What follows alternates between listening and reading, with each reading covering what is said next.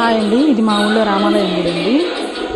ప్రతి శనివారం మాత్రం ఆడవాళ్ళందరూ ఒక చోట చేరి పూజలు చేయటము, భజనలు చేయటము, పాటలు పాడటం, ఇలా డ్యాన్సులు చేయటం హ్యాపీగా ఉంటారండి. వీళ్ళు ప్రతిరోజు పొలం పనికి వెళ్ళాల్సిందే. ఎన్ని కోట్లు ఉన్నాయి, ఎంత ఉన్నా కానీ ఉంటే హ్యాపీగా సాయంత్రానికి నచ్చితే ఒక లైక్ చేయండి, షేర్ చేయండి. బాయ్ అండి.